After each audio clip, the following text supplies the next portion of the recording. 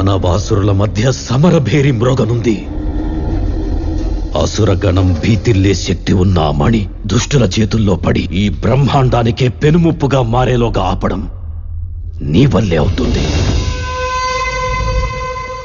నేనొక్కడినే ఎలా ఆపగలను? ఒక్కడివేనా?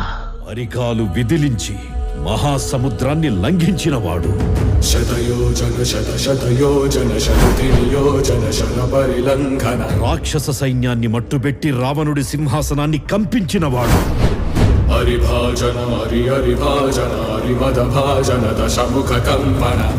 చిన్న నిప్పురవ్వతో లంకా నగరాన్ని అగ్నిలో అలికినవాడు.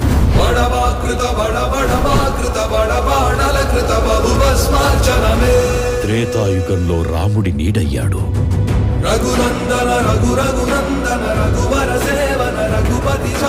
ద్వాపర యుగంలో కృష్ణార్జునుల రథకేతనమై గర్జించాడు.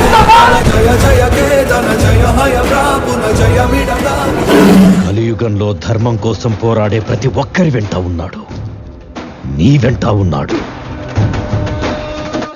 ధర్మ నిర్వహణ కోరిన దర్పకూడ దుర్జయ సమమౌలని చాటిన నాటి పురాణ ప్రబోధం అనుచరకులుగా.